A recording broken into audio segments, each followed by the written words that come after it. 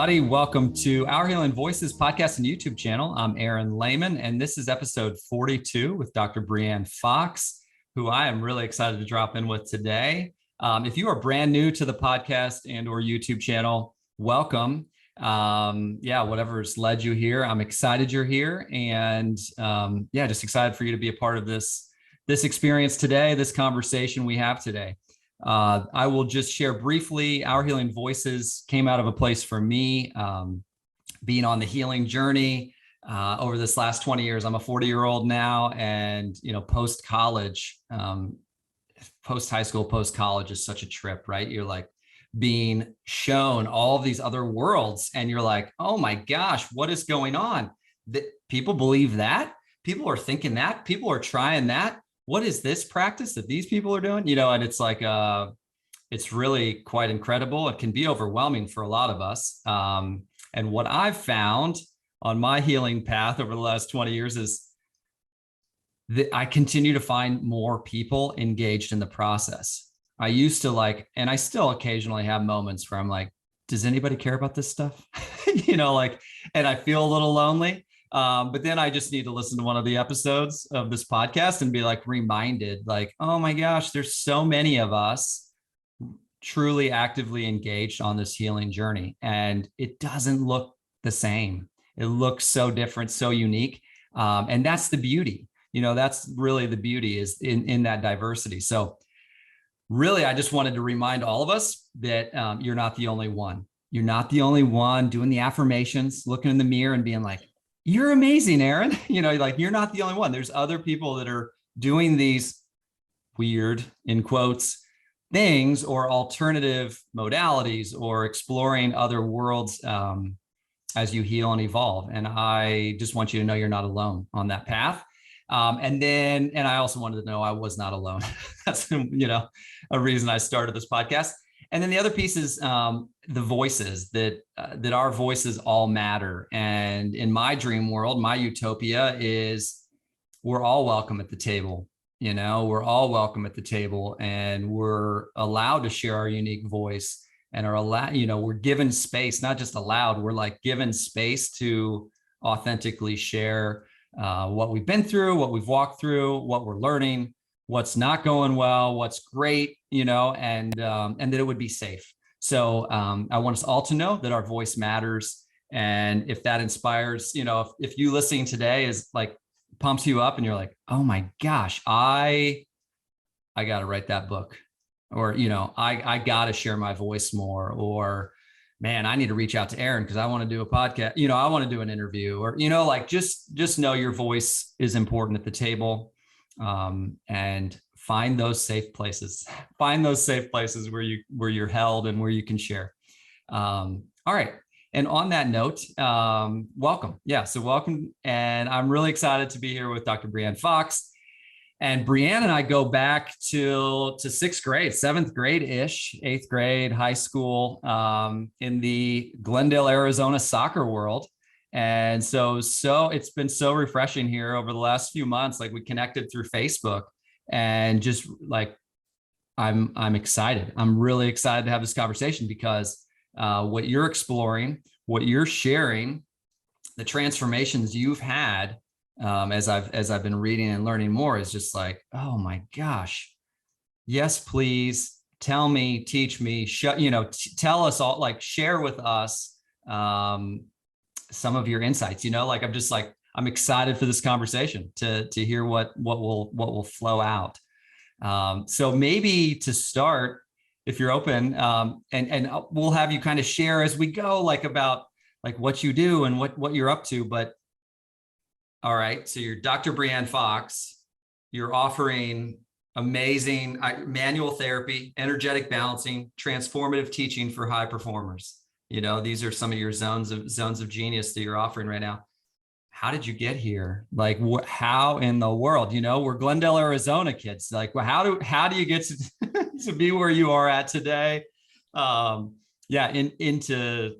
what you're into and sharing what you're sharing. So are there a couple, 2 or 3 moments in time over the last 40-ish years of your life where you're this is how I am where I am? Yeah. Oh my gosh, absolutely. And I'm so excited to share that journey and those teachings with your audience. Man, we do go way back. I'm 42, so I got you beat by a couple of years. But really, in Cliff Notes, and then I'll kind of share some of those experiences, is the first 35 years of my life happened for me so that I now can serve in this next 35, 40, 50 years in the way that's most aligned and authentic with me. So in short, without those lessons, without those trials and tribulations and traumas, I truly don't believe I'd be who I am today. And I love who I am today. And I love the message that I have to share and pour into others. When you said you're not alone, like that hits so deep for me, because that's literally one of the reasons why I do what I do. Because in my journey, there was a period of time where I did feel alone, right? I didn't feel like I had the support that I needed. Doesn't mean people weren't trying, doesn't mean people weren't there, doesn't mean I was actually alone. Like, right, I always have had my tribe and my people around me, but that doesn't mean that I was getting what I needed in that moment, right? And so for me, part of sharing my message is for others to know that they're not alone, to know that there's so many modalities out there, right? And that everybody's journey looks different. So I really love that now you have this podcast so that you can share those variations of different healing modalities, and they're at different times for everyone. So kind of me, right? Glendale, Arizona, born and raised Arizona. So I lived there for 38 years. Aside from, I started out my college soccer career at Creighton University in Omaha, Nebraska. And then I came back to Arizona and finished up at Northern Arizona University, and then stayed in Arizona until I was 38.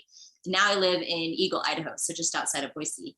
But, soccer was my life. That was my identity. That's literally who I was, right? Breann, the soccer player from, I think I started when I was 4 because I wanted to keep up with my big brother who was already playing. And so of course that was cool, right? Like I want to play if he's playing. And so, but it was an immediate love for me, an immediate passion. And I was blessed to be skilled at it and good. And I was aggressive thanks to my brother. So it led its way into, me pursuing that as part of my college days. And, we all have childhood things, right? Now that I'm like unlayering and uncovering different things, like there's things in childhood that shaped the way I looked at life. They shaped my decisions and what I did, who I was with, where I went, those types of things. But it really wasn't until right after college. So I had a couple things just boom, boom, boom hit. I was raped. I was drugged and raped, and also had a career-ending injury. So after college, I was blessed to play a couple of years semi-professionally in Arizona, which was super awesome. But right in that same time frame, I mean, it was like boom, boom. So here I was, cloud nine, like played, college sports, graduated, like living the adult life, right? Doing my own thing, and kind of at the height of my career, if you will. And then it was just like overnight, like came crashing down. And so, when I really reflect back, it's like, oh, like I started, it wasn't right away because I didn't know there was help and I didn't know I needed help, right? I was in that trauma brain, protection, numbing, all the things. I made really bad choices, went down this like journey of things that I normally, if we really look at like who I was leading up to that I wouldn't have chosen those things or those routes or those actions. And I'm sure I hurt a lot of people along the way. So I had to do a lot of work to really work through not only how that all like links and stores within our bodies and our brain, but to really overcome the layers and allow myself to be who I was always born to be, and like remember who I was, to define who I was from the early days, not the woman with the layers on her, right? And so that's been really big part of my journey. And then, so how I got to like where I am today, serving the clients that I'm serving, is that, so, I went through the different ups and downs and journey. I would say it was about a 10-year period. And I always knew I'd work in healthcare. I always knew that, I wanted to help people. I wanted to fix people at some level, but I wanted to help them ultimately. And so I ended up going to grad school for physical therapy. So I'm a doctor in physical therapy. And during grad school, it's kind of like, oh, orthopedics, I'm an athlete, right? Or pediatrics because I love kids. And then I really got into it and I was like, yeah, neither of those really work for me. That doesn't, I could do those, right? They're fine, but they're not what lights me up. And so because of the rape, and I had a lot of pelvic pain post rape, I had a lot of like, just lots of pain, lots of difficulty in that pelvic region. And I didn't know there was help. And so it was second year of grad school, we had a like a guest lecturer come in and it was all like obstetrics, gynecology, pelvic floor, like this is an area of the body that's important for healing. And if we are in that healthcare realm and we're going to look at the whole person, we need to know that this is a piece that could be affecting men and women, even children, but more often women, right? And I was like, immediately like, what? This is a thing? So I went on the fast track. I was like, call, you know, when you're like called to something and it's just like, boom, let's do this. It felt very much like that. It was in that moment that I was like, this is where I'm supposed to be. This is why I can look back at the trauma and say, this is why this happened to me. So now that I have an awareness how important this part of healing the body is. And so I went down that. So during my third year of clinical rotations, I went to an outside source, Herman and Wallace Pelvic Institute, and did all of my trainings for pelvic floor, bowel bladder, sexual dysfunction. So when I graduated, I was like, well, this is my thing. And I was blessed to be able to do orthopedics and that in the same clinic, which was really cool. But I quickly learned that the traditional protocol that we have learned that works for a lot of people didn't work for everyone. And that's where it really went beyond for me, and realized that like how the tissue holds the truth, and realized that a lot of the pelvic dysfunction that the women and men were coming in with in my early stages of my career, some of them were that traditional, do these, 10 steps and over an 8-week period, you feel better, you're doing better, you're functioning better. That's awesome. But what about those, let's say 70, 80% of clients that weren't having that experience, that had stuff that was deeper, that was affecting their function? And that's really what took me into trying to kind of fumble and figure out like the whole body, right? Like there's things that we don't learn in our foundational education that really is imperative for truly honoring the integration and looking at the whole body. And that's, how our tissue holds on to emotions, mental and behavioral factors, not just physical injury, but the other things that are stored at a cellular level when we are going through hard times and we're traumatized, when we go through experiences that don't feel good for us. If we don't process that, then that will store. And so that then affects how we physically perform. It affects how we view the world around us. It affects our decisions. And so being able to come in and kind of pluck those things out when they're ready to shift and pull them out has been life-changing for me as well as the clients. And so really I was able to then link in with a couple different osteopathic institutes. The Breann Institute, I do visceral neural and then visceral emotional relations. And that's where it really locked in for me, is this ability to connect through the quantum with someone else and have nonverbal dialogue and real-time answers based on that person's needs, not what I think they need.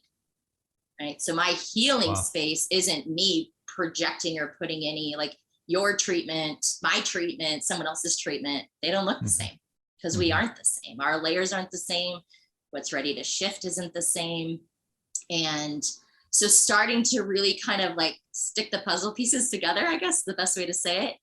And then getting into the D'Ambrosio Institute, where Dr. Carrie D'Ambrosio does energetic balancing, really working in that biomatrix quantum. We're getting into meridians, you can get into chakras, all the different pieces to really add in the elements of, now we're in the energetic body, we're in the lymphatic, we're in the circulatory, we're in the visceral, we're in the musculoskeletal, like we are doing all the things, right?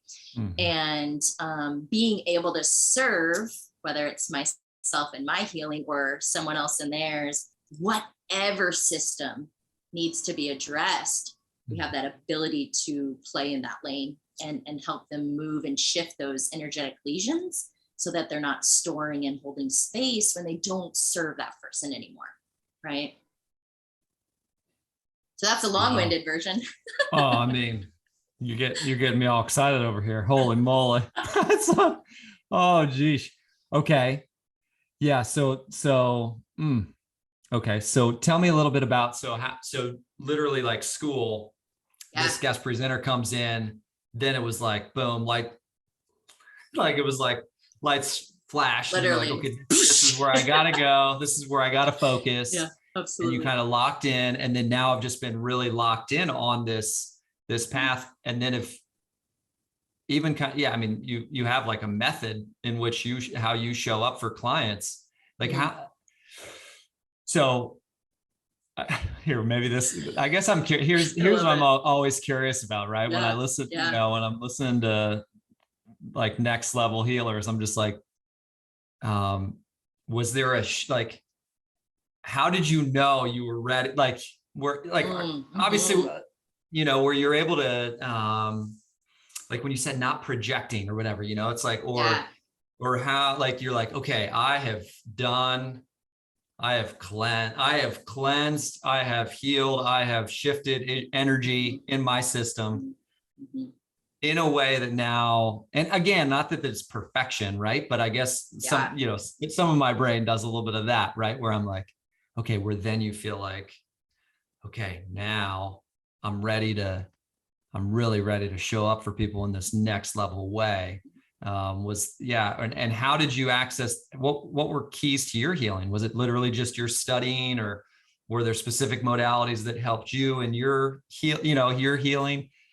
Anyway, go wherever you want to go. But I think you just asked me 8 questions. I know, sorry. All right, so no, that's cool. I can play this. Let me start with kind of, you asked those like aha moments of being, the way I'm going to word it is less academic and more open. Yep. Okay. So there's actually like 2 or 3, it'll come as I'm speaking, but so visceral, which is through the Breann Institute, there's 4 classes that are all more visceral, as it's true, the working with the connective tissue around the organ, enhancing the organ's function. And then levels 5 and 6 get into like trauma and the emotions and the emotions that are typically related with certain organs, and how to work, like how to physically, nutritionally, and psychologically work through that. So if somebody's coming up as like a liver person for whatever reason, and these could be, we could write books on this, but if they're coming up as a liver person, we're being pulled into the liver in that sense of the liver's ready to make shifts to function better, is how I'm going to say it. Then are there emotions that are stored there? Is it a physical driver? Is it a mental belief or thought? Or is there a behavior, whether you do too much of the behavior or too little of the behavior, that's affecting how this organ functions?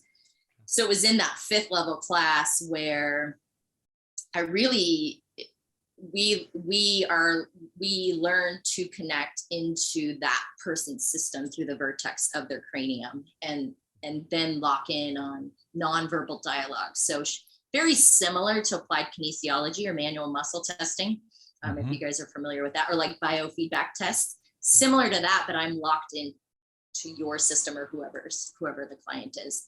And so then I can ask real-time questions, as long as they're in yes/no form, to have dialogue with that person real time. So it was there that I was able to be like, oh, I don't have to have the answers. This isn't textbook. And just being able to lean into that, which part of that's in my human design to honor the yes/no, but being able to just trust the process, I think, was the biggest piece. And to be a little weird at first, right? Like like people were coming to me because I'm a physical therapist, and here I am doing these things in a whole different realm. And then how do you explain that? And how do you bridge the gap so that this person who's coming in with this problem, and it's coming up that there's this heavy anger emotion that's driving it, how do you explain that in a way that they can understand that until that is cleared or transformed, that physicality that you're actually asking to fix can't change and can't heal itself because you biomechanically can't move if there's something in the way. And so that, let's use the emotion, that emotional vector is in the way. And until we collapse that vector, we can't get that organ to function optimally and stay that way. So really learn, it took years, Aaron, honestly, it took years. And I was, at the time we were still in Arizona, and then we moved here to Boise Eagle area. And I immediately opened my own practice because there was no going back to I've tried a couple times to go back to that kind of traditional realm, and it just doesn't align, and it feels so funky. And it is so awesome for so many people. My husband is actually a fellow in manual physical therapy, manual orthopedics. And so there is a time and a place, and it gets so many people better. Yeah. But there are a lot of clients that doesn't change the game for them. And I am blessed with this gift to be able to help in these other avenues, right? So that someone, you get in a car accident and you have the whiplash, you have, maybe some shoulder pain or rib pain. Great, you go to physical therapy, let's say, and that feels good. You go to chiro and it gets better. Maybe you go to massage therapist, and it's all coming along, but there's something that is like blocking that. You're only 80% better and you can't seem to get over that hump. Well, maybe the liver, during that whiplash moment, that liver gets jerked, right? And so now the body is altering its musculoskeletal ability to raise an arm or move out or twist, because when you do that physical motion, it's going to pull on that organ, and that's a vital organ. We don't want to tug on that vital organ, right? So the body's going to naturally start to alter and compensate to protect that liver from being pulled on or from a greater line of tension that's not going to serve it well. So really being able to get into that deeper layer and say, hey, yeah, your shoulder's not doing what it's supposed to be doing. You've done all the rehab and you're still not where you want to be. Have we looked deeper? Right. And so when I got to Boise and I opened my clinic, Aaron, you're going to die. My very first client, he's a PA who does like spiritual guide stuff now. And she was already in that transformation in her own journey. But I didn't know that. And she was my first client. And when we got done with the session, she just looked at me and she's like, you do know your unique gift, don't you? And I was like, what? I mean, I know I'm different, but no. And she literally left it there. She didn't say another word. And I was like, but it was like in that moment, it unlocked a door for me to realize that like somebody else was feeling and sensing that. And then I got to explore that, right? I got to see what that was. And it's just been like a massive, amazing, so rad evolution ever since. Getting into all the different, meeting different, like you're saying, as you get into the evolution, you meet different people who are also on their journey, who are willing to share and use their voices. So it's just, when I really look back, I'm like, wow, it's been 5 years since we moved here. Yet it feels like it happened yesterday, So it's pretty cool. Oh, that's amazing. I mean, that, as I'm hearing you, it's like, wow. I mean, just such a good reminder for all of us, right? Again, this is the journey. Like for me, I have an extreme passion for, could we one day have like a system, like a healthcare system that's more set up to like address the real issues, like the real stuff going on, cause let's just be real. Like most of America, I'll just speak to this nation, it's like, we've repressed a lot. We have suppressed and repressed a lot. I'm thinking about my own, I had back problems. I had back problems in high school. I literally had back, and yes, I had like a little reach for I was doing like lines in high school basketball, right? I was like touching lines or whatever. And I did like have a little tweak. I do remember like an instance, but it wasn't about the tweak. It wasn't really about that. Like it was literally about childhood experience at 4 or 5, where I was sexually, I guess, some people would call it molested. I don't know. Just, it was sexual experience with a neighbor, and it was like, literally in my teen years, as my hormones are picking up, right, and desires are coming up, and I'm like, I was also, hanging out with like some conservative, very conservative Christian world space, which was like repress that desire, repress the desire, stop the desire, and that childhood experience. My parents wrote about it in they wrote a little parenting book, and they talked about how they did the best they knew how with me at 4 or 5 when that happened. And yet, as they look back, it's like, oh, Aaron probably could have benefited from like therapy or art therapy or some sort of, because what happened to me was it was like a family secret, right? Don't worry, Aaron, nobody knows, just us, and it was like, wait, so it's like, what, I did something wrong? Like we're not going to tell anybody. So because I did this thing, or this experience happened to me or whatever. Right. And you're internalizing, and I don't know. So I just know like I may have reached for a line and tweaked a little something, but it's just this, like the deeper, as I've over the last 20 years of kind of talk therapy, talking through it, through massage school, through energy work, through plant medicine, where I'm like, oh, wow. I was like, that was maybe more about what happened at 4 or 5 that had me unsure what to do with, like I had a bulging disc, like low, down in my lower back. And it was like, I'm freaking 17. Like, what the heck?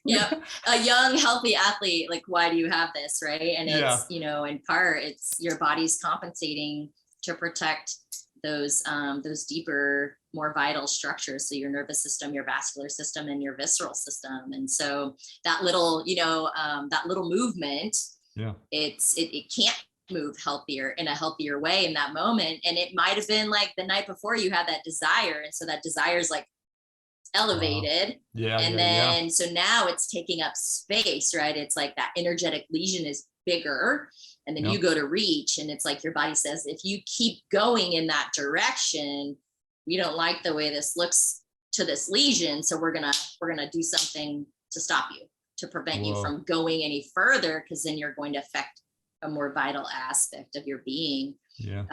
Like the U.S. women's national soccer team used to have I don't know if they still do, but their PT on staff was also a visceral therapist. Same thing. Like if I'm on the field and it's no contact in that moment, and I go to cut with a ball and I roll my ankle and there's not a pothole, there's no one around, there's like literally no reason as a high level athlete that I should have injured myself. We want to heal that because it's, we've now sprained an ankle, and we want to heal the, in that appropriate protocol, but why did it happen? And that's where I come in, is like, okay, yes, we still need to heal that, but why did you roll your ankle in that moment? Are you menstruating? Is your uterus, and another thing I see a lot is young women who are either high level athletes or they're not ready and they get pregnant and they choose, to not have the child. And then there's so much emotion held in that reproductive organ area. And then you go to move and shift, and your body is like, you go any farther, we're going to yank on this reproductive system that is not okay. So we're going to roll your ankle. We're going to, tear your ACL or whatever that is. And then you do the normal rehab, right? Like you're rehabbing the physical injury as you should, but it just isn't quite getting better. Right. And that's where then I come in, like, okay, you've done the work, but what's deeper that we might be missing here? Let's connect into that 4 or 5-year-old who has an immature brain and is trying to figure out in his own snapshot of his current life, yet with his environment being such an impressionable time, because you're put into this little box of like, okay, our family knows and we're going to protect you, but we're not going to talk about it, right? Or however it went down. But and then how that stores for you or for others. So I see it all. And it goes back to conception. It goes back to in utero. It even can go back into past lives. But really, at conception, there's a book, Feelings Buried Alive Never Die. Carol Truman talks about at conception, the emotions between the father and the mother at that time, how it affects and imprints the fetus, as well as like literature that shows, at the 6-month gestation, that fetus is already feeling. It's not mature. They might not be able to articulate it if they could speak, but they're feeling. So they can feel the mother, they can feel the environment the mother's in. So I end up doing a lot of work with children who are adopted. A lot of times they don't know, the parents that adopted that child, like they have these behavioral things and we don't know. And maybe it's the mother knew she was going to put that child up for adoption, or maybe it was a hostile environment, or maybe it was a rape, or who knows, right? Yeah. And so we want to clear that out so that child or the adult at that time can then have a freer life to make their choices that align with them versus being basically dictated by that chemical change on how they look at the world around them. Yeah. Yeah. Wow. Oh, I'm so happy, so thankful you're doing this work, and that there are other, right? I mean, it's so needed. I mean, I think, it excites me. It excites me. And I mean, it definitely just gets my mind going on like, definitely. Yeah. I mean, and so have you, as you've been learning and healing your own self, like, have you gone to practitioners or gone to, where you've been like, where that's been a helpful in your process of healing? Or is it like, as you've been learning, it's like, okay, you're getting the downloads and then doing some, just visceral healing for yourself and like going in and being like, okay, what's little, younger Breann need, or what, like, right. Yeah. It always goes back to 6 and 12, 6 and 12. And then the rape was at like 20, 21, something like that. Yeah. So it's always those little timelines, right?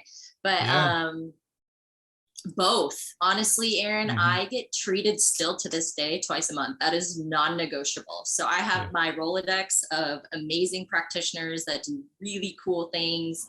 None of us are the same. Even if we've had the same training, like we are not the same, right? Because we're tying in our own intuition and our own journeys and all the facets of like, and that's where the transformative teaching comes in, is really being able to look at that energetic body and say, here's what's coming up, and here's how you integrate, here's how you're going to process this. This is what you need to do to support your system best.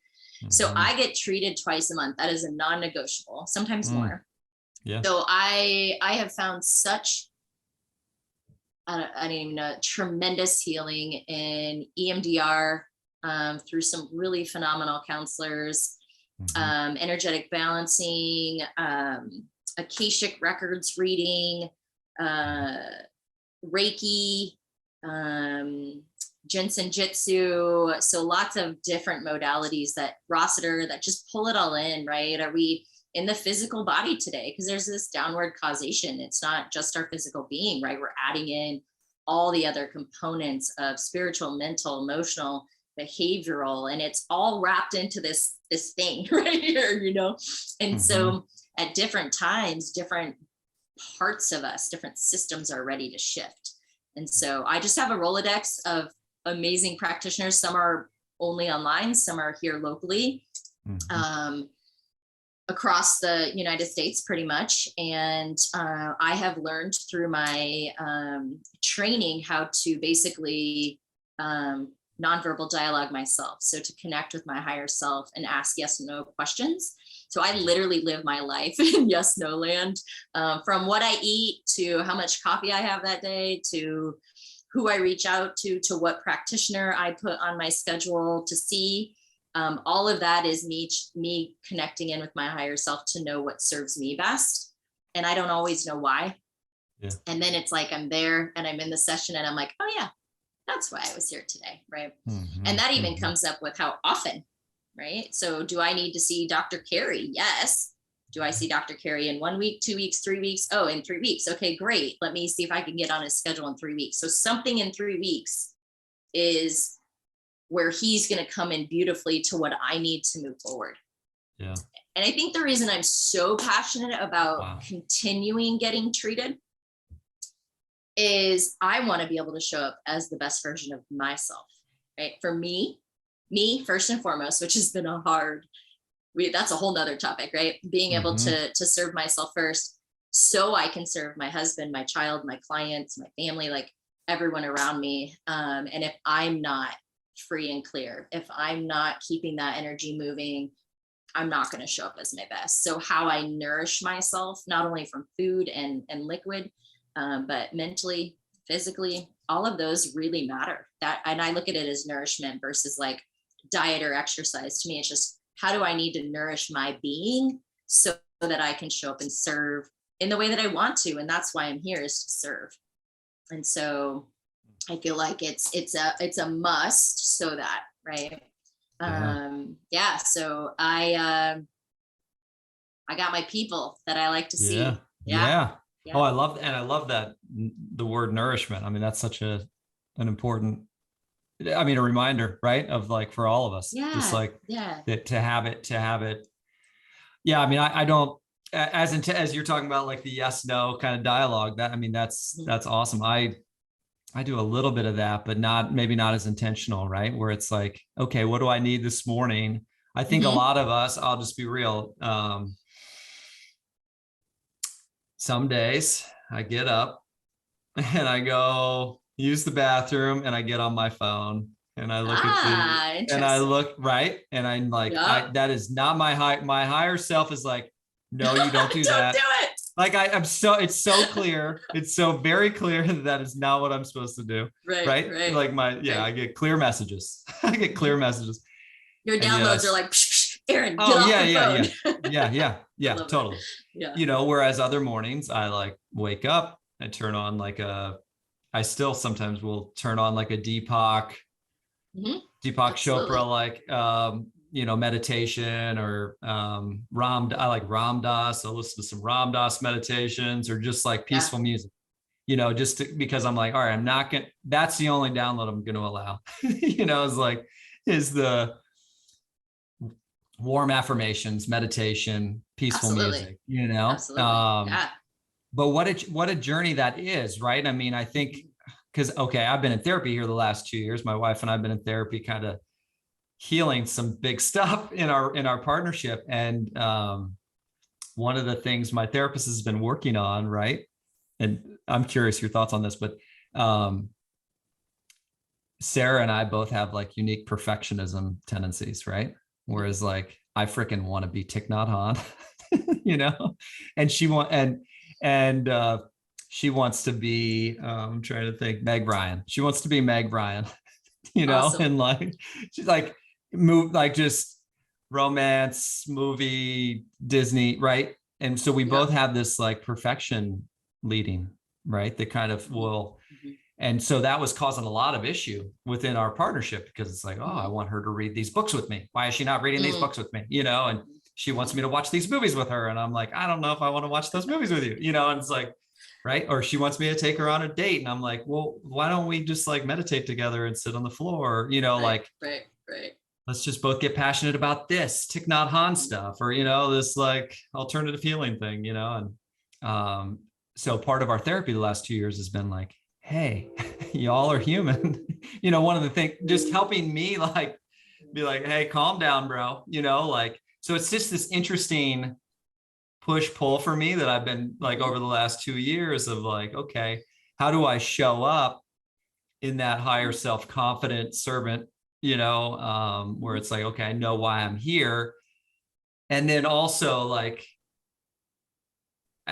being this human that still like has listens crappy sometimes, or says something doesn't come out in the most peaceful way, or, you know, like, and you're like, so anyway, any thoughts on just the journey of that divine, that spiritual being, right? Spiritual being in this human body, right? And like how to show up for the divinity, the divine miracle that we are, and then also like this miracle human being that we are, you know, or whatever. Like, anyway, any thoughts on just? Oh yeah, so many. I'm sure you would take me on a trip with all that, but yeah. Words carry vibration. And so for me, it's a huge transformation when someone can just tweak the words.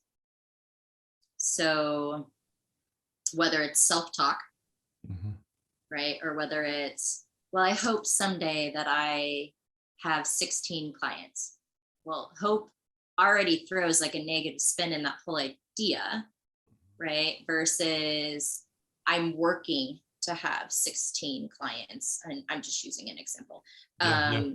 Or, I'm working to build the dream house, mine and my wife's dream house. I'm working diligently to move forward so we can build this dream house. We visualize it, right? So it's more of this positive, like we're moving into it, no matter what your spiritual or your religious belief is, it's always comes back to that, like, believe you have it and it's yours kind of idea. But it's the word, the vibration of the words that we tack onto that. And a lot of that's environmental. A lot of it comes from like the people we hang out with, or, words we've always said. But what I find is that there's always an emotion or a word within someone. So let's just, for sake of this podcast, say that your word is frustration and Sarah's word is annoyance. Okay. So when you're not acting in a way that aligns with her, she's annoyed. And then that's can be catastrophic, right? And when she's not acting in a way that you're wanting, then you might be frustrated. And then how does that elevate from there, right? So one thing that I work on with clients is, this is your word. Like, do you find that you're always saying, man, that frustrates me so much, or I'm always so angry, or I just get so mad and I don't know why, right? Like there's that one word, maybe two, but that one word that you constantly feel like, if you were to really stop and be present, that you're constantly saying, right? That doesn't serve you. Like, okay, I get frustrated. That is my tendency, but why? What is that trigger? And does it link back to something? So I commonly see that there's a word that resonates in you that doesn't serve you, that links back to its origination, is what I call it. So let's use you, for instance, you're 40 and you get frustrated, but you go back to that 5-year-old child who felt like, okay, well, we've just put this in a box and I'm not allowed to speak about it, but that frustrates me because I have emotions that come up around it and I want to speak, but we're just here, we're in this box. So I'm frustrated, right? So then taking, anytime you now with Sarah feel frustrated, or anything in your life, but with Sarah feel frustrated, it also surfaces that 5-year-old's frustration. So then it amplifies and it becomes bigger than, right? It's like that boiling water. You just turn it up like one notch and all of a sudden it's like, versus, your water's not boiling and you got to turn it up, and it takes time, right?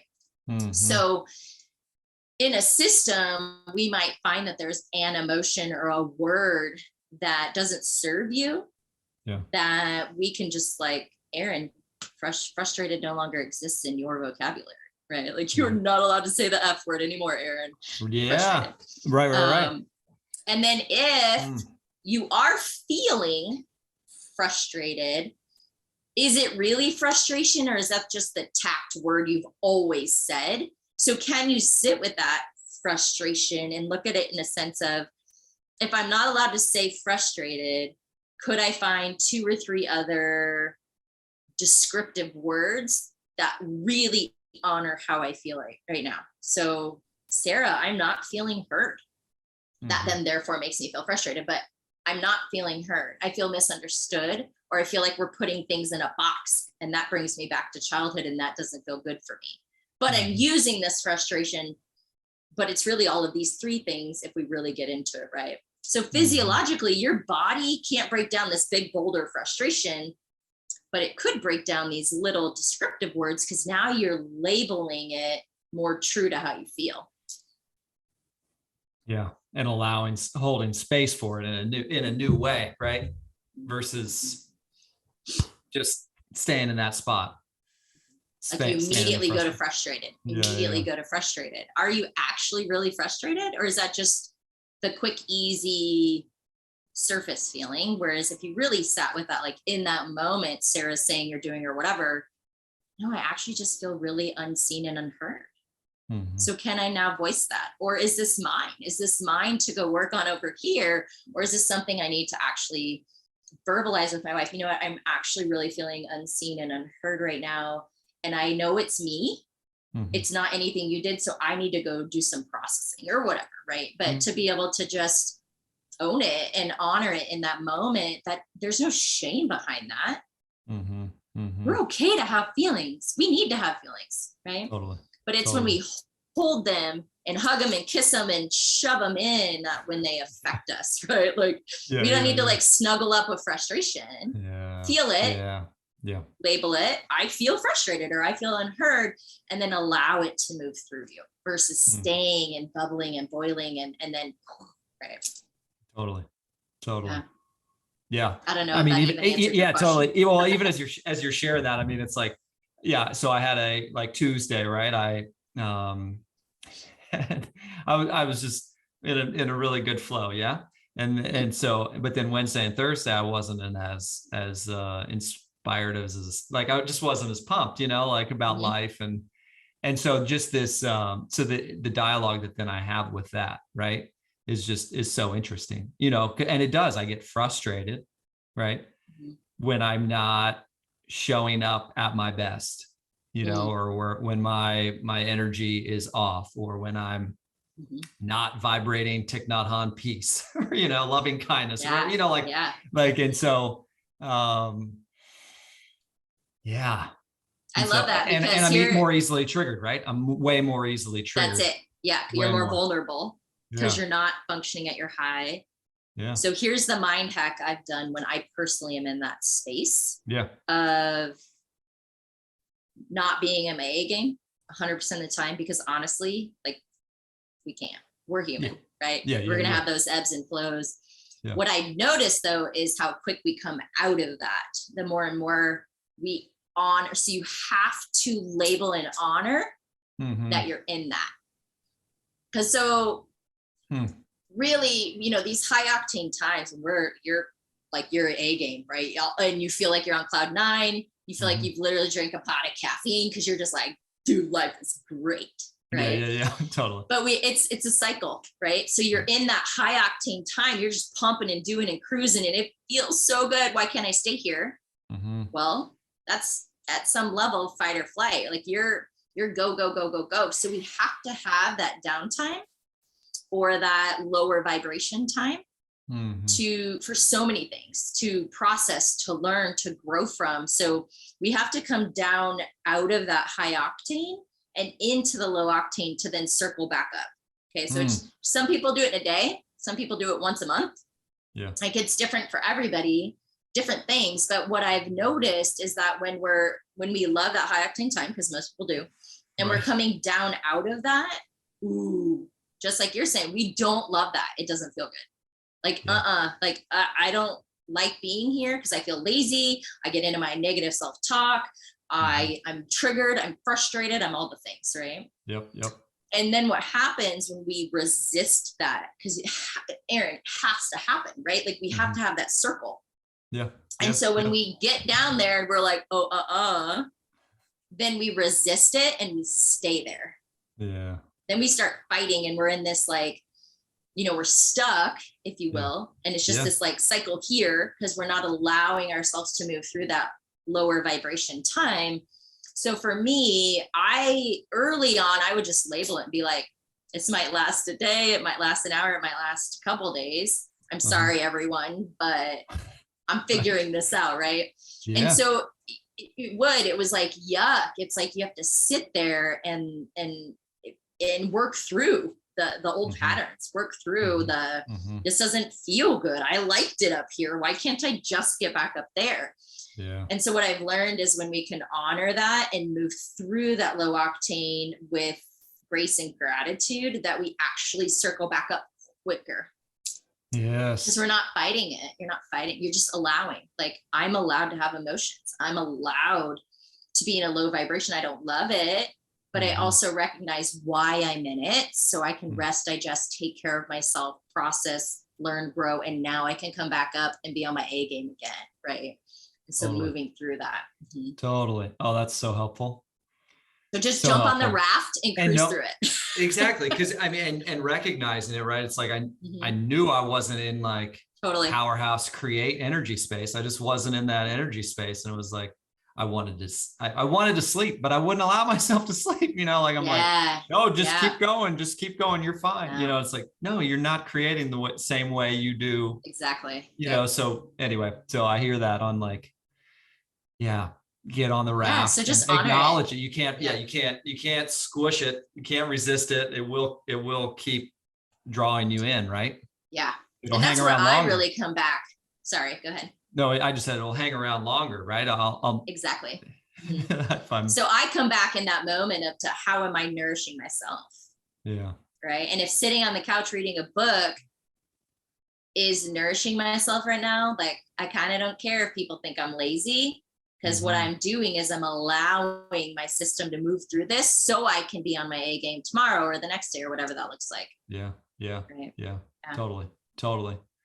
So, all right. So I'm thinking, so somebody like newer to the body, mind, spirit, wellness world is listening into this. What would you offer them if they're like, and obviously like I'm getting such good downloads myself, and I honestly want to continue to have that. I'm new to this space energy, I want to continue to stay curious forever. Right. But so if somebody brand new, they're like, okay, my friend invited me to a yoga class. It was kind of cool. But I'm not sure I want to commit to that on a regular basis, or I went to one therapy session, or, anyway, they've had little glimpses. What might you offer them as far as like words of encouragement or just guidance as they dive in, as they say yes to exploring further? Love that. First of all, yes, do it. And to each person, it's in their right timing, right? So Aaron might send me a book and I look at the book and I read a few pages and I'm like, all right, cool. Thanks, Aaron. And I put it in the bookshelf. But 5 years later, it's actually calling to me and I grab it and I open it up and it's like life-changing, right? Yeah. So just know that like every single, and I've been in thousands of bodies, systems, whatever you want to call it, no two people are the same and no two journeys are the same. And you're not alone. You're absolutely not alone. There are so many people like Aaron and myself that are in this and loving it. And we've done the fumbling and the failing, and we still are, right? Because none of us are perfect, Aaron. Right. That it really truly is, there are people out there that would love to help you along your journey. There's different modalities, different healers, different people. Being open to, you might run into one of those people in the grocery store, right? So just being open to the fact that the things that are part of your journey might just show up unannounced and might show up sporadically, or if you're being pulled to a book or that yoga class. And so be curious and know you're not alone, but also know that your friend's journey, even though they can encourage you and cheerlead you on, yours won't look the same. It just won't. Again, no two people are the same. No two people have had the same layers, the same stories. We don't have the same given birth names or married names. So there's so many pieces that go into each of us uniquely, and therefore our journeys are very unique. But exploring, being curious. One thing I will say is I've seen a lot of people who, two things actually, if you don't mind, who have tried one thing. So one type of modality, maybe it's counseling, maybe it's Reiki, maybe it's something, and it wasn't for them. It didn't feel good. They didn't like the person they were with. That's okay.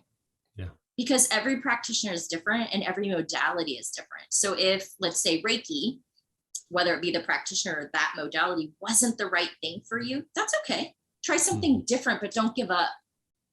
Right? I see it too often where they're like, well, I went to therapy once or twice, but it didn't seem to help. And so you've done nothing for 10 or 15 years. Bless you. Let's get you into something that feels good. Right. So I think that's really important, is that you might try many different things till you find that thing right now that really locks in for you, right? That really dials in and unlocks that awareness and that ability to believe that you're worth it. Because we all are worth the journey. It does take work. It's not easy. But one thing I can say now, being one who has taken a lot of the hard steps in the journey, is it's so worth it. So worth it. So that would be a big piece. And then the other thing is that if you're in a tribe of people who don't support you, I forget the saying. It's like you're a product of the 5 people you hang out with the most. Right. If they're not in their journey and they're not seeking, but you're kind of thinking you want to, find some people that are also seeking, or listen to podcasts such as One Healing Voice, where you're inspired to continue to move your feet forward in your journey. Because this is your life, right? This isn't anyone else's life, and you get to choose.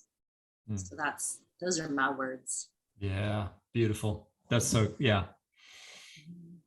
Breathe those in for sure. Yeah, that's not easy, but worth it. Oh my gosh, right? Oh my gosh, right? Yeah. Good stuff. So tell me, you have a son. Yeah, Cordella's 7. You have a 7-year-old. Yeah. Love it. And what's that like?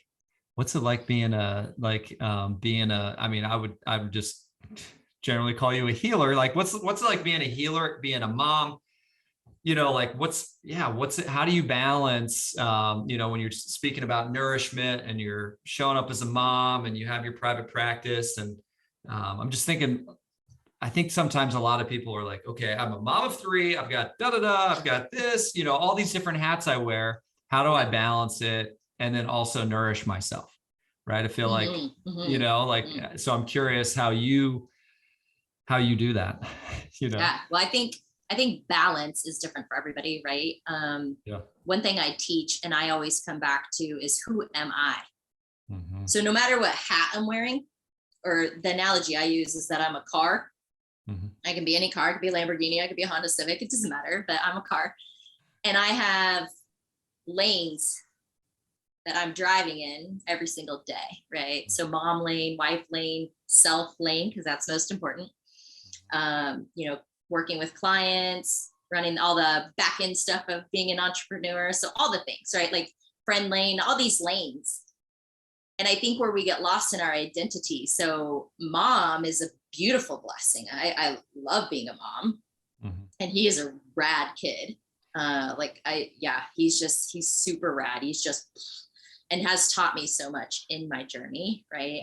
So that's been like, I had eating disorders young, that really have plagued me for a very long time. And it wasn't until after I had him that I really was able to start to reframe my mind around physique and body, and appreciating our body, and that we're given a certain body and we want to nourish it. And sure, I might have an extra 5 pounds or some loose skin from the C-section, that sort of thing. But at the end of the day, my body has served me well. I played 34 years of hardcore soccer, right? I had a baby, for goodness sakes. My body has done beautiful, beautiful things, and I've never given it gratitude. Right. Versus I've always shamed it. Why don't you look like so-and-so? Or why don't you have the 6-pack? You're an athlete. You should have a 6-pack. I even did bodybuilding and didn't have a 6-pack, y'all. So, it's been a cool way to help my mindset, my realization of the world, the purity of a young child, and how much our words and things we say and how we act can really affect them, and how it resonates with their vibrational being, and how it stores, and how important coaches, teachers, parents are, and even peers, but other kids aren't aware, right? So the more that we're conscious and we can pour into these children with love and light, it's going to allow them to be who they were put on this earth to be, without all those layers to uncover later, right? But I got way off track.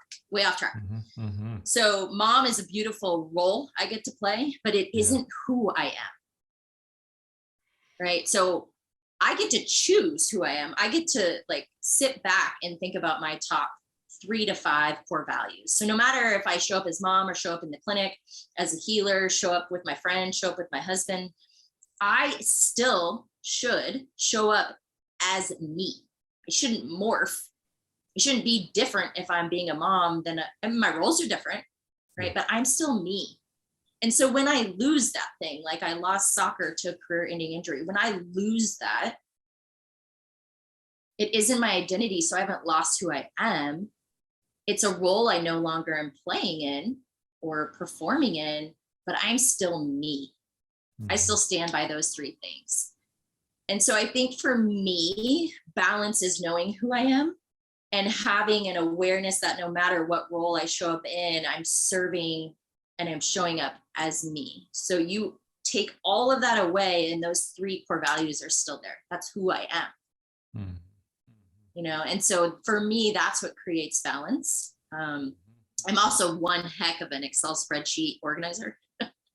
I am all color coordinated, right? Like pink is me, blue is the husband, orange is Cordell, like all the things, right? So I'm anal about that stuff. I'm a recovering perfectionist as well, but and I think the other thing is just honoring that balance, like a seesaw, right? Like I might be more mom one day, especially right now in the summertime, because, you know, the freedom of being an entrepreneur is creating my schedule. So I'm blessed to be home with him more during the summer. But so I might be mom some days and less entrepreneur. And then other days I might be more entrepreneur. But at the end of the day, there's this ebb and flow where there's more of that equality, but I'm always showing up as me. I'm not morphing to show up in any other way. Yeah. Love that. So yeah, you wear these different hats, still show up as you, authentically you are not getting still locked on a lane, right? Where it's like you're just like that's your identity, like going back into your values, into what your values are, right? Where it's like that grounds you. Exactly. Yeah. That is, it's like when, you know, reflecting on yesterday, was I truly and authentically me? And if the answer is yes, then I'm living exactly how I'm supposed to be living versus trying to alter based on what I think they want me to say or their projections of who I am. Or so really being aligned and leaning into like who I am, and then being able to be truly present and honor each and every role that I'm blessed to play. Amazing. Yeah. Love that. And I love also just like the realization that it's this flow, right? It's this, and balance looks different to all of us, but it's like some days it's like, whoa, I'm in like mom mode big time, and entrepreneur is quieter. And then other days it's, I love that reminder. And being open to that. And it's like the last couple of days I had deep dive like friend chats, right? You know, and it was like, did an interview on Tuesday, a couple deep dive friend chats, and it was like, that's what I needed the last 2 days. You know, like that's actually what I needed the last 2 days. Like I didn't need to create in other ways. I needed rest and walks. I didn't feel like working out, right? Like yesterday I was like, I don't feel like working out. Like I'm a 6-7 day a week, 6 day, definitely a week workout guy, you know? And I was like, no, I think my body just wants to walk. I'm good to walk. Like I still want to move my body, but I'm like, I don't need to push. That's another thing, like, you know, with words, but also with that, like old school college athlete, it's, you know, you sweat or it doesn't count kind of idea, right? To now, like I'm 42, I don't necessarily need to sweat to benefit from intentional movement. So a couple of years ago, I had medical mayhem and had to kind of redesign everything from a workout standpoint and movement standpoint. So I really took the word workout or exercise out, because that brought me back to like old school. I gotta sweat or it doesn't count. Wow. You know, balls to the wall kind of thing. Whereas now it's part of that nourishment. It's intentional movement to honor what my body needs. And some days that is a walk, right? With no podcast, no dog, just like zoned out, being present, connecting with nature. And then some days that's, hey, let's hit it hard in the gym. You know what I mean? So just honoring what my body needs, what my brain needs, honestly, right? So that's so good. That's so good. That, I mean, the nourishment piece, and just it is such a It is such a trip. And I'm sure listeners out there, I mean, when you're raised in that sports world, how to shift out of that. It's like, well, I got to be training for something, sometimes, right? Sometimes I look and I'm like, America's health story. I know that, Malcolm Gladwell, the tipping point guy, the author, or whatever, he had shared a piece at the beginning of the pandemic and just said, if America was as healthy as it was back in 2000, we would have not had this we would not have had to do all the it would not have been this chaotic as it was the last 2 years. Like, we were healthier in 2000, and so sometimes, and one thing I've noticed is, I mean, is it about imbalance, right? Where like energetically people are, we don't have time in our schedules. I think maybe that's a reason. I also sometimes think we were all raised in this, like, you go to practice and then you play your football game, or, like you go to gymnastics and then you have your meet or whatever, it's like, there's always this. And then as adults, that's just you then have kids. So then you're prioritizing helping them get on that train and train again. And so then there's no time for you to train.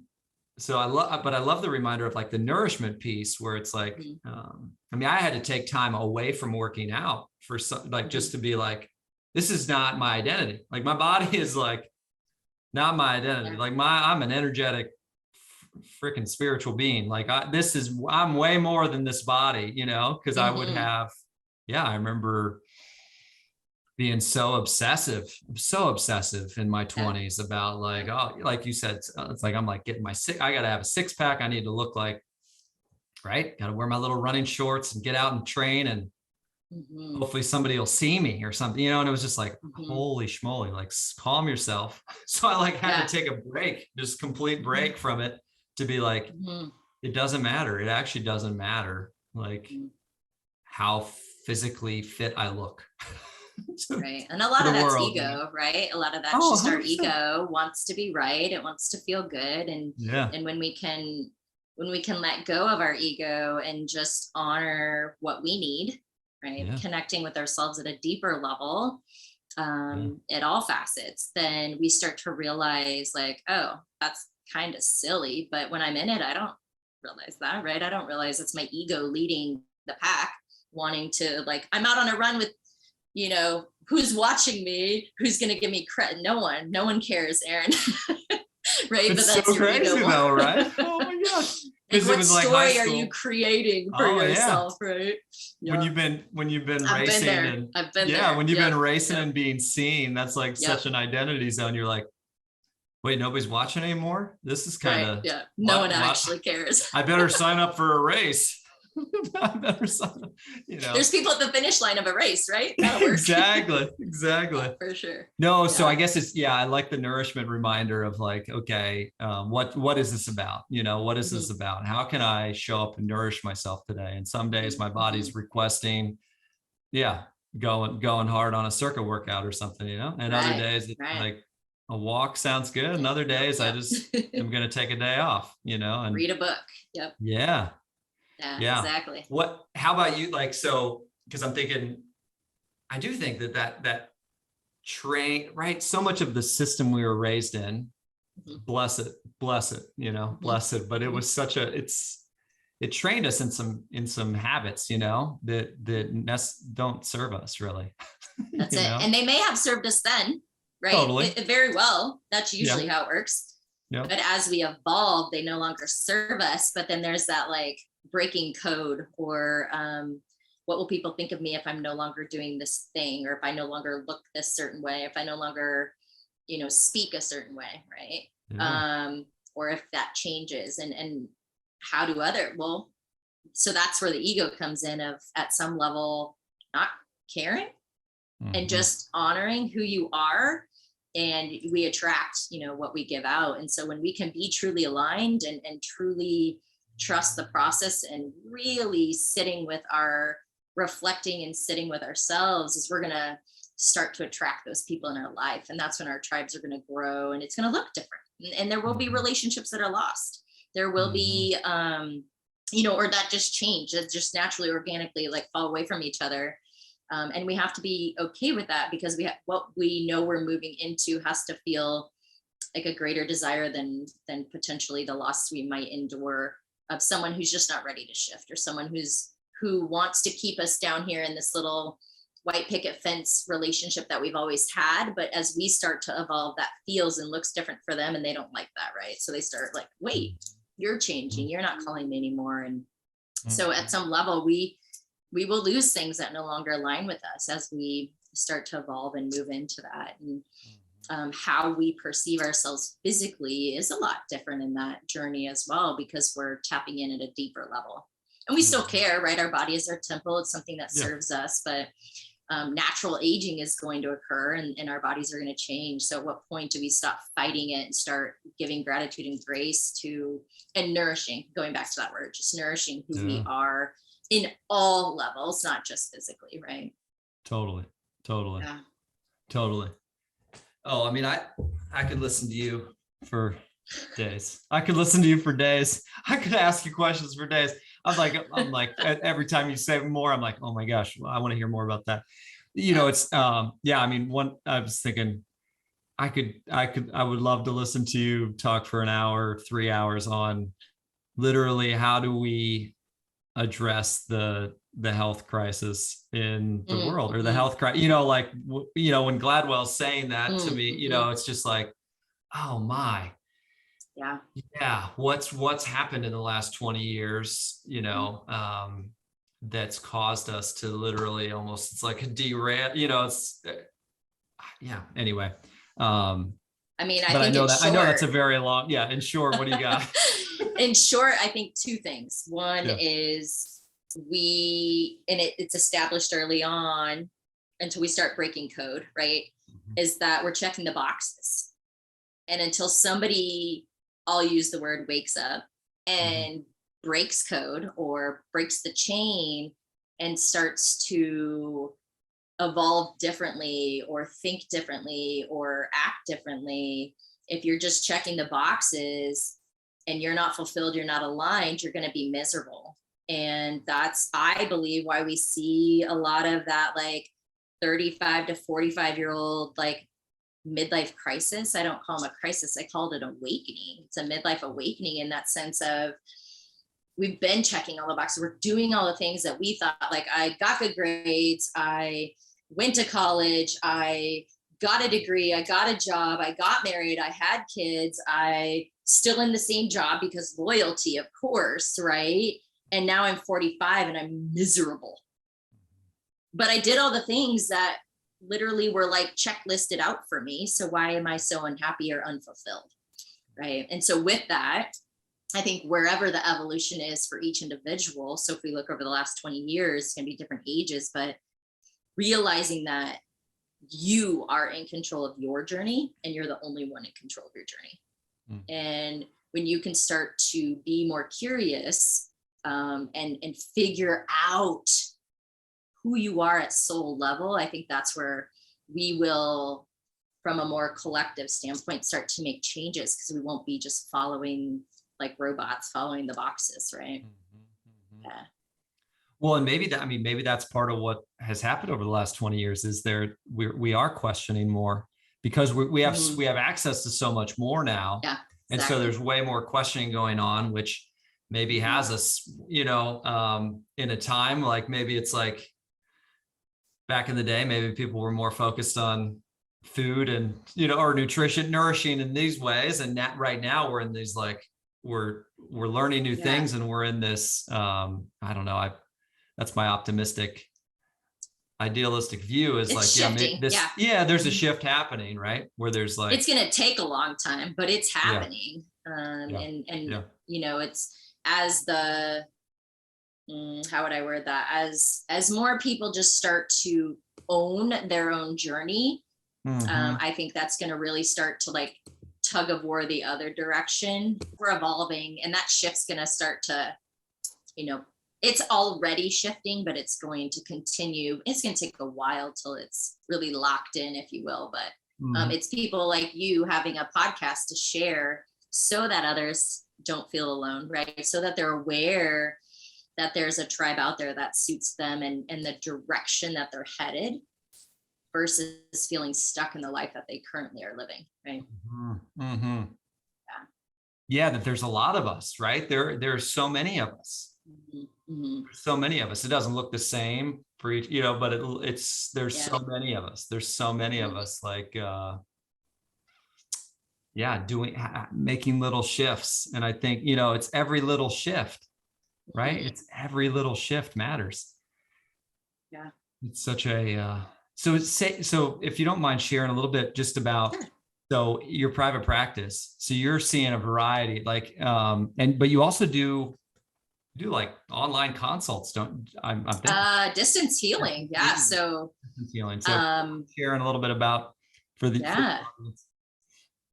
Yeah, I mean, gosh, Aaron, I'm so blessed. So I have a private practice here in Eagle, Idaho, where I will do hands-on work with clients, whether it's manual therapy for more of the physicality of, whether it's musculoskeletal system, visceral system, neural system, or even getting into that energetic body, if that's what's needed for that person to shift. And then I also have clients throughout the United States. So they're all over the place, and I have a couple days that are designated to distance healing.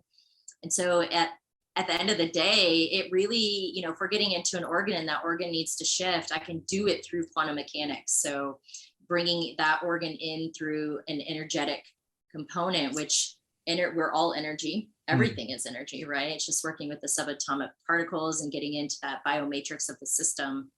So even if, like, let's say you had an ankle sprain and it was truly a physical issue that was driving you, I can still help you heal that ankle through that quantum world, because I just pull the energy of the ankle out in an energetic realm and then treat ligaments, muscle, joint, whatever's needed in that energetic realm, and then put it back in. So we can make some pretty impactful healing shifts even in the physical being. It doesn't have to just be in that energetic body. So we're just using the quantum to do that treatment.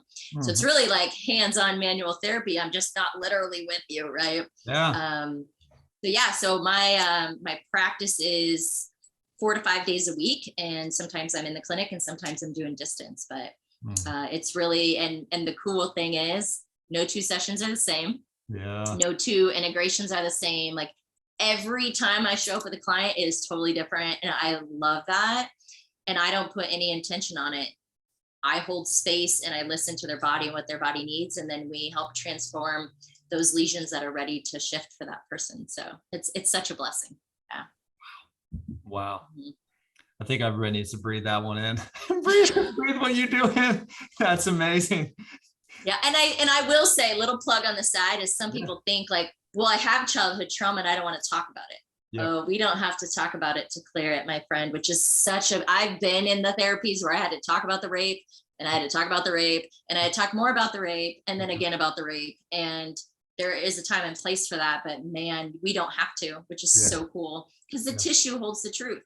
Yeah. And so if we can get in and we can move that through without having to have that dialogue, some people really have such phenomenal transitions and transformations, and they don't even have to like relive it, which is so powerful, right? Wow. Yeah. Yeah. Wow. It's cool. Wow. That, I mean, I do, I'm being for real. I'm breathing that in, because I think, to be in your office is one thing, right? to like get manual therapy. But I know for some folks maybe listening, they're like, wait, what's going on? Like, she can do what? That's different. Yeah. Yeah. But so, I mean, that vibes with me 100%. I worked with a woman over in Wisconsin 15 years ago who was doing distance healing work with me, and on my knees. And it's crazy. I actually just reached out to her the other day as I was reading the book. I'm like, oh my gosh, this reminds me of Jennifer so much, Yeah. but yeah, I mean, it's just good. This is great mind expanding. Thank you for You're doing what welcome. you're Thank doing. you. Thank you for doing what you're doing and reminding us that transformation is possible. And yeah, you don't have to, you don't have to relive it, yeah. So if there's, well, I'll have all of Dr. Breann Fox's information in the descriptions, and make sure you have that info. Those of you who are listening in and are interested in working with her. Yeah, just grateful for the work you're doing. Grateful for your voice. I would love, I want to go on for another 4 hours, but I would love to. Let's I do it know again. I'm having such fun. I'm like, I want to just keep rolling, but yeah, any final, as you think back on your 42 years, any final pieces, or I kind of like to close with a question where it's 20,000 people in the room. I am envisioning that this podcast YouTube channel eventually will be having 20,000 listeners regularly showing up. I choose that because this is so exciting. Yeah. Like, this is friggin' exciting, like what you're sharing is so exciting. So yeah, we're manifesting that for you. Yeah. That's great. Yeah. Absolutely. So what would you offer, like, kind of for those of us, if this is like the final bit of your speech, like you're standing on, in front of 20,000 in an arena, and they're so all right, good. what do you want us to walk away with? Yeah. Well, first of all, you're worth it. You're absolutely worth it. You were born worth it. You're still worth it. So uncovering those layers and really getting back to, the soul level of why you're here on this earth is so beautiful and powerful. And you are worth that journey. So I definitely want you guys to leave with that. I also have, Aaron and I had kind of talked about this, is like something to give you guys to walk away with, other than knowing you're worth it, is just honestly, this is probably the most powerful tool that's come across my desk in 12 years. And it really goes back to being able to center and ground within your own being. And so I use this technique. It can be quick and dirty. The first handful of times it might take a little bit longer. You got to build that muscle, but man, once you lock in with it, it can be truly like that instant transformation for you to just come back into your own being, center and grounded. And so and I have a YouTube video that like explains it in all the sciencey components of it, but I'm just going to give you like the quick and dirty. So we have 3 brains. We have our head brain, our heart brain, and our gut brain. Okay? And all 3 brains need to be on the playing field at the same time. So I'm going to bring it back to sports because that's what I do.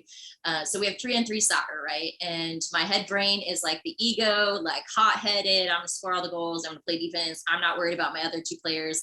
They might as well just sit on the bench. It doesn't matter. That's how most of us humanly are wired, is we get very heady. We're in that fight or flight, that go, go, go. We're constant, right? But we lose sight of how much the heart and the gut brain really impact how we play as a team on the field. And so this quick tapping technique will actually realign and bring all 3 players back on the field, all 3 brains back on the field. So the head is awareness. And so I like to make a C-shaped hand, and you want to basically get both right and left side of the brain. So you're getting both hemispheres, reconnecting it. This is awareness. So in the early stages, you're going to tap at the head here and take 2 nice big belly breaths. So just deep breath in, and then a second one. And then you'll move to the heart brain. And this is imprint. So if I am doing a power statement or an affirmation, I'll tap at my heart brain while I say it to really imprint it in. But this is your heart brain. So you would then take another 2 nice big breaths, and then your gut brain. So your gut brain is discernment. That's really where your right and wrong comes from. That's making decisions. And all 3 players need to be playing in order to make the team really work. So you take 2 big breaths while at your belly. In the early stages, I would recommend doing the 2 breaths at each and really spending a little bit of time locking that in. But like a muscle, you build that up, right? So probably within a week, maybe 2 weeks, depending on how often you do that, it starts to get quicker and quicker. So you might just go tap, tap, tap, tap, tap, tap, and your body and your brain just know I'm back in, I'm grounded, I'm here. So I personally use it in between every transition. So when we're done here on the podcast, I have some clients coming in, I'm going to 3 brain tap before I see my client. When that client leaves, I'm going to 3 brain tap before the next client to make sure that I'm me. I'm not having any energetic transformations. I'm not showing up with, maybe some buzz from the previous session into that one. And then definitely at the end of the workday before I go home and I'm mom and wife. And then at the end of the day to clear it out. So it's called 3 brain tapping, and it comes from a group called Body Talk. And that's where I learned it through Dr. D'Ambrosio, and he teaches for Body Talk. And so again, you can go to my YouTube channel and the more sciencey kind of really getting into a little bit more bulk behind it. But truly, Aaron, if there's anything I give your people, it's to start doing that today and just play with it, but play with connecting those 3 players on the same field to really allow themselves to ground and center and just be more present. I mean, that was very soothing, just that quick and dirty version. I was like, that really, it was like locks you in, right? Yeah. And I've been doing it for so long that now I just think it and it happens. That takes some time, obviously, but I use it a lot in sessions. So after we've done one technique with a clearing, I'll 3 brain tap the client to lock it in. And then, is there now another priority in the system? Yes. Okay, let's work on that. Shift that out. Let's lock that in with a 3 brain tapping. So, and it's often an integration for them to take home and do, 3 brain tapping 2 times a day for 3 days, but not always. Everybody's integration is different, but sometimes and often that will be an integration piece that really is helpful for that processing and that ability for them to move forward in their healing. Yeah. Wow. So it's pretty rad. It's super powerful. Yeah. So thank you, Body Talk. Yeah. And I'll make sure I link your YouTube video. Cool. Yeah. I mean, I've been getting chills throughout. I feel grateful. I am also grateful. My whole being is like, yes. So grateful for the work you're doing. Thanks for being willing to come on here and share and continue to invite us into that state of worthiness, right? The state of worthiness that we are all worth it. And I love, just such a huge reminder for all of us. Episode 42 of Our Healing Voices podcast and YouTube channel. Thanks for being here.